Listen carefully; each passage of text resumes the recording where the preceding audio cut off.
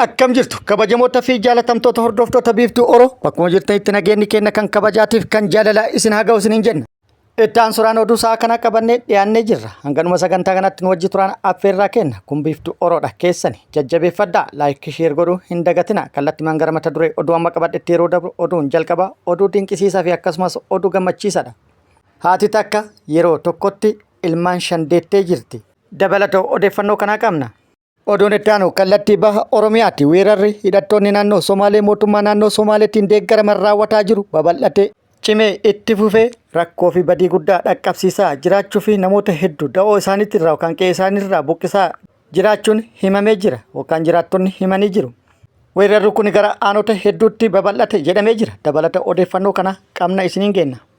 Oduun itti aanu oduu oolmaa Oromiyaati. Oduu oolmaa Oromiyaatti lolli Oromiyaa bakkoota garaagaraatti zooniilee fi godinaalee garaagaraa keessatti waraana mootummaatti fi akkasumas waraana bilisummaa Oromoo gidduutti deemaa jiru akkuma itti fufetti jira. Waraanni bilisummaa Oromoo lola bakkoota garaagaraatti deemaa jiru irratti haleellaa humnoota mootummaa bilxiginnaa irratti raawwatuun miidhaa guddaa irratti dhaqqabsiisuun injifannoo argataa jiraachuu beeksisee jira. Arras injifannoo argadhe jedhee jira. Mootummaan gama isaatti tarkaanfii fudhataa jiraachuu beeksisee jira. Dabalata odeeffannoo kana isiniin kenna. Oduu biyya alaatiin namichi muummicha ministeera Israa'el ajjeesuuf fedhii qabu to'annaa jala ooluun beekamee jira. Dabalata odeeffannoo kanaa qabna. Oduu kanneenii fi kan biroo wajjin guutuu oduu wajjin isin wajjin kan turu ani Bariisoo Ganamooti. Guutuun oduu akka itti aanu kanatti wal duraa duubane isiniif dhiyaata. Oduun itti aanu kun oduu gammachiisaa akkasumas oduu dinqisiisaadha. Yeroo tokkotti daa'imman 5 argatuun oduu gammachiisaadha.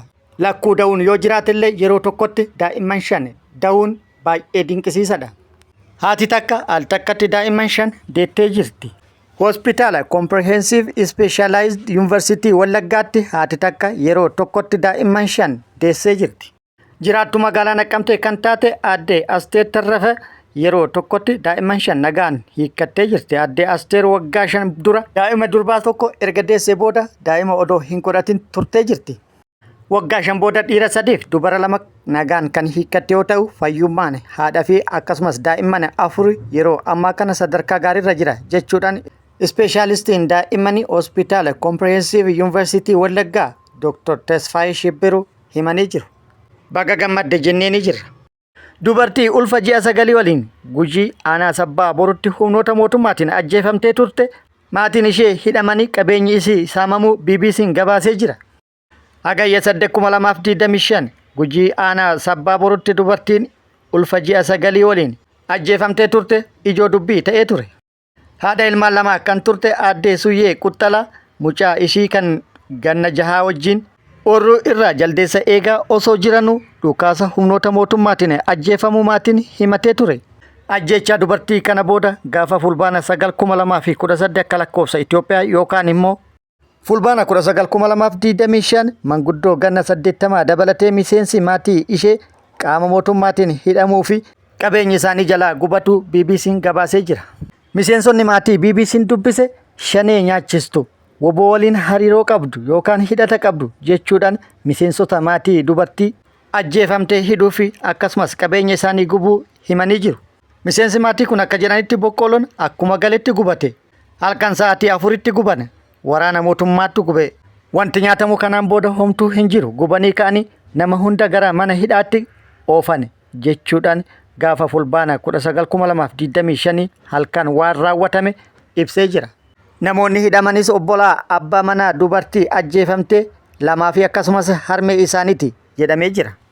Bulchaan aanaa Sabbaa Boruu obbo Guyyee Galgaloo maatiin kunneen hidhamuu himee maatii kanas kan hidhe qaamolee nageenya mootummaa opereeshinii gaggeessan jedhee jira. Maatiin immoo haqa dubartii ulfa ji'a 9 ajjeefamte dhoksuudhaaf yookaan awwaaluuf gochaa raawwatame jechuudhaan himatanii jiru. Maatiin dubartii ajjeefamtee akka jiranitti qaamni yakka kana raawwate akka seeratti dhiyaatu gaafatanis kana booda deebitanii dhimma kana yoo kaaftan isinuu ni hidhamtan jechuudhaan doorsifni akka irratti raawwatames himatanii jiru. Oduun itti aanu hidhattoonni naannoo Somaalee mootummaa naannoo Somaaleetiin deeggaraman weerara bal'aa banuudhaan kallattii baha Oromiyaatiin daangaa Oromiyaa cabsanii seenuudhaan duula bal'aa raawwatuun lafoota hedduu qabatuu jiraattonni himanii jiru.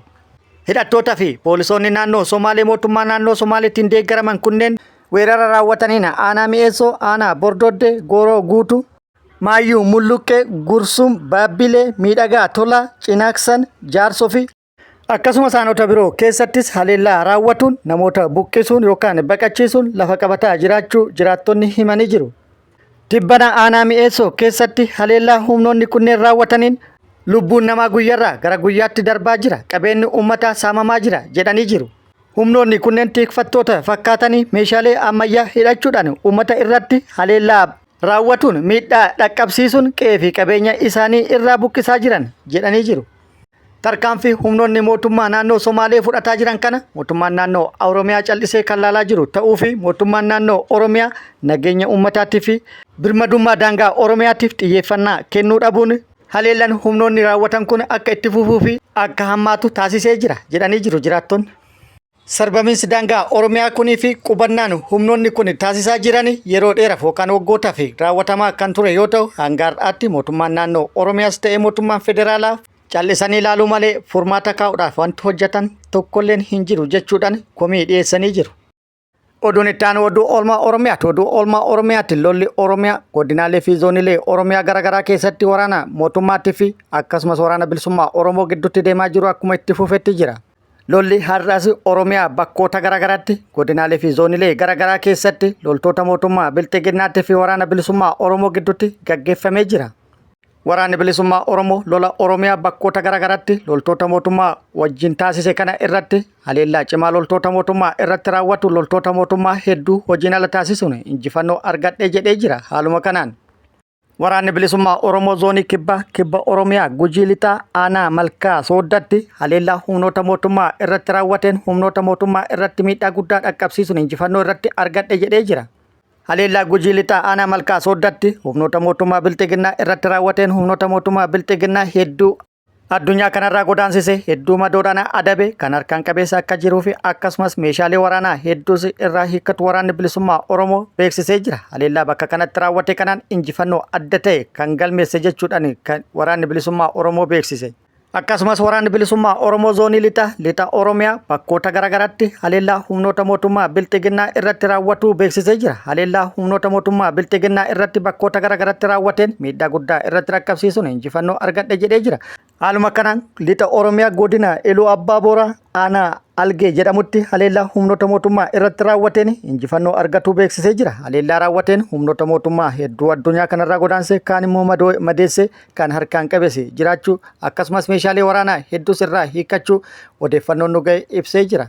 Achuma lixa Oromiyaa aanaa Lataa Sibutti waraanni bilisummaa Oromoo loltoota mootummaa irratti haleellaa raawwateen injifannoo argatu beeksisee jira. Guyyaa tokko dura jechuun fulbaana 23/2025 aanaa Lataa Sibuu ganda Loomicha Duuloo jedhamutti tarkaanfii rifaasisaa humnoota mootummaa bilxiginnaa irratti fudhadhe jedhee jira. Tarkaanfii fudhateen loltoota mootummaa bilxiginnaa kan addunyaa kanarraa godaansisu kaan immoo madeessuun kan harkaan qabeesse ni jira jedhee jira. Meeshaalee waraanaa hedduus hiikkachuu waraanni bilisummaa Oromoo beeksisee jira. Dabalataa fi guutuu odeeffannoo kanneen yeroo itti aanutti qabannee kan dhufnu ta'a. Gama mootummaatii bakkoota lolli itti gaggeeffame kanarratti odeeffannoo jiru argachuuf yaallus odeeffannoo argachuu hin dandeenye. Gama biraatiin mootummaan guutuu Oromiyaa keessatti humna riphee lolaa guddaa bobbaasuun opereeshinii bal'aa gaggeessaa jiraachuu beekamee jira. Keessattuu lixa Oromiyaa godinaalee afranitti humna riphee lolaa guddaa bobbaasuudhaan humni riphee lolaa halkaniif guyyaa hojii opereeshinii raawwataa kan jiru ta'uun dhagahamee jira. Akkasumas giddugala Oromiyaatti bakkoota garaagaraatti godinaalee Shawaa afran keessatti humni guddaan bobbaafame yeroo ammaa kana opereeshiniin bal'aan gaggeeffamaa jiraachuun beekamee jira. Bakkoota garaagarattis humnoonni mootummaa namoota nagaa irratti tarkaanfii fudhataniin namoota lubbuu galaafatuun dhagahamee jira. Kaaba Shawaa Darratti haleellaa guyyaa kaleessaa dargaggoota lama irratti raawwatameen dargaggoo tokko lubbuun yoo dabru inni tokko immoo madaa'uun himamee jira. Oduu biyya alaatiin oduun kun oduu cabsaadha. Poolisiin Israa'el namicha muummicha ministeeraa Israa'el Benaamin Netanyaahuu ajjeesuu fi buufata poolisiitti beeksise to'atee jira. Poolisiin namicha Benaamin Netanyaahuu ajjeesuu fi itti dhaadate to'annaa jala oolchuu beeksisee jira. Poolisiin akka beeksisetti namichi umriin isaa waggaa 40 fi sanaa ol ta'u wiixata dabre Netanyaahuu ajjeesuu fi akka barbaadu dubbatee turuu Reuters gabaasee ture. Namichi Naataaniyaahu ajjeesuuf itti dhaadate jedhame kunis lammii Israa'el magaalaa Kiriyaati Geeti jedhamtu keessa kan jiraatu yoo ta'u waajjira poolisii deemuun Naataaniyaahu ajjeesuuf akka fedhu dubbatee ture jedhamee jira. Shakkamaan kun waajjira poolisii deemuun meeshaa waraanaa bitatee rasaasa 3 Naataaniyaahu ajjeesuu akka barbaadu poolisitti hime jechuudhaan poolisiin Israa'el ibsee jira. Kana booda poolisiin shakkamaa kana to'atuun to'annaa seeraa jala oolchee yeroo ammaa kana to'annaa jala jira jedhamee jira. Gara biraatiin immoo qorannoon Israa'el keessatti gaggeeffame akka ibsutti waraana Gaazaatti waggoota 2 darbanii fi gaggeeffamaa jiruun wal qabatee lammiileen biyyattii Naataaniyaahu irraa abdii dhabuu fi fudhatamni bulchiinsa isaa gadi bu'aa dhufuu agarsiise jedhamee jira. Oduun itti aanu filannoo pirezidaantummaa Maalaawiitti gaggeeffame pirezidaantiin biyyattii duraanii mo'atee jira. Pirezidaantiin Maalaawii duraanii manguddoon ganna 85 Piiter Muktaarii filannoo pirezidaantummaa Maalaawii mo'atee jira. Piiter Muktaarii akka bara faranjoota yookaan immoo lakkoofsa Awurooppaatti bara 2014 hanga 2020tti Maalaawii bulchee kan ture yoo ta'u filannoo bara 2025 gaggeeffame irrattis hirmaatuudhaan parsantii 56 filannoo pirezidaantummaa injifatee jira. Dorgomaa isaa kan ta'e sagalee parsantii 33 qofa argachuudhaan kan injifatame pirezidaantiin biyyattii Laazaarus Chaagweeraan Piiter Muktaariin baga gammadde jedheenii jira. Filannoon gaggeeffames milkii fi nagaan xumuramuun dinqisiifannaa argatee jira. Qaamonni garaagarallee baga gammaddanii uummata biyyattiitiif dabarsaa jiru. Qaamota dhaamsa baga gammaddanii dabarsan keessaa gamtaan Afrikaa isa tokkodha.